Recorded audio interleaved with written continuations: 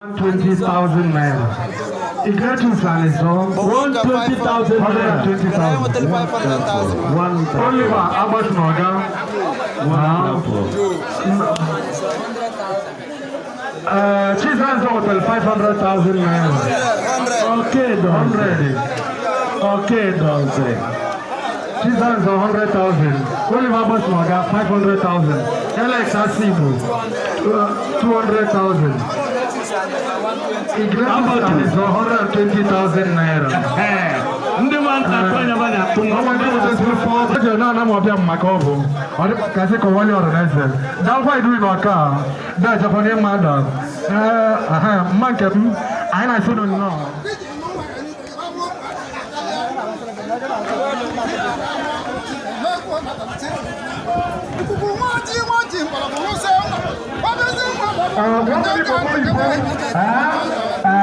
aina kanunu tamina ijomba people aina kanana eso kwita malo iduko na mulina aina organize anambra no yuta ninja do pasika sasa bata eso kuna zepo parolu kuku ila kaso kuku ko bulu oye me maga bo kuno e bago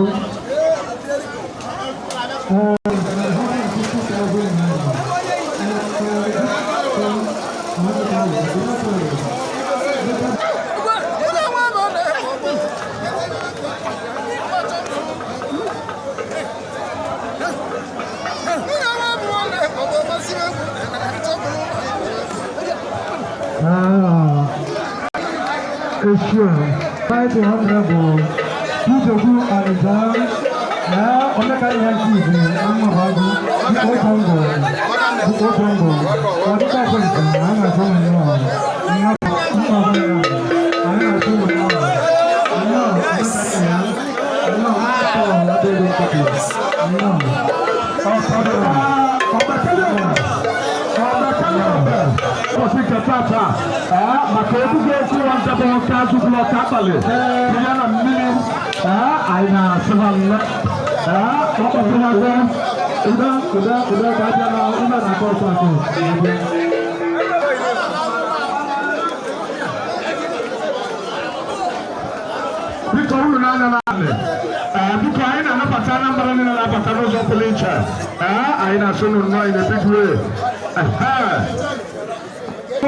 aina kanunu na kanoko da nambara ni labda no basika tata asapa aina hunu na oka zuwa buwa ka alisema mbele hoyo to le humeli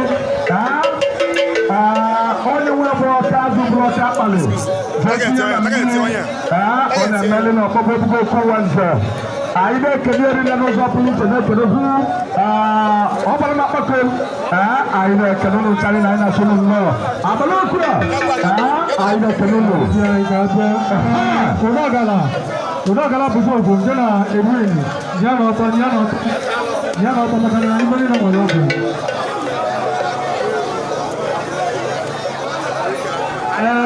bidugo ngana nyano to muru na keta mabala kala kala kama obugo ko zoka alibula akazu bula ka alitola mili unu nanya na kwa magoni onye na-ele mpaka na ọgba bụ onye na-akpọ egwu obi nwanne abatago njerigo mmacha kasị obi nwanne echili echebọsa echili na okwu dị igwe mmadụ ọcha obi nwanne nna m niile abatago obi nwanne onye batara nkịta bụ njerigo mmacha kasị igwe mmụọ ọba niile echili obi nwanne aka na anyị kelelere nna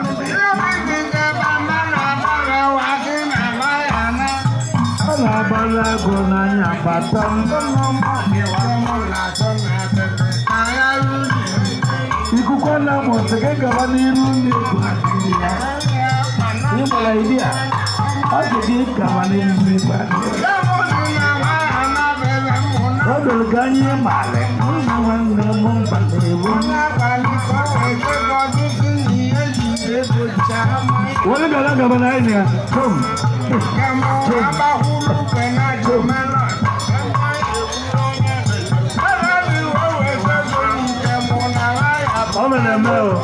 aka m dị ọcha emere eme aka ndị na-aka ebe dị ọcha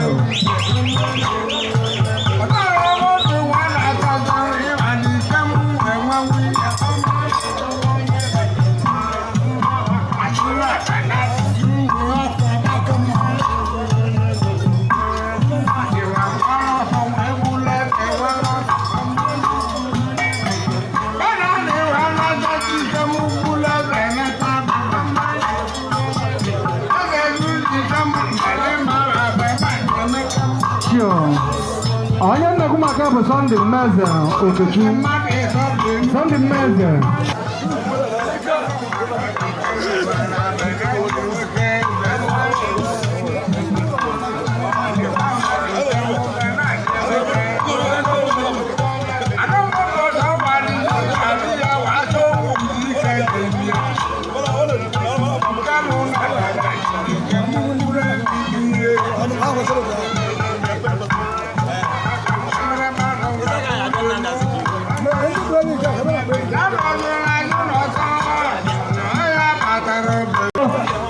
the sum of 2,000 naira.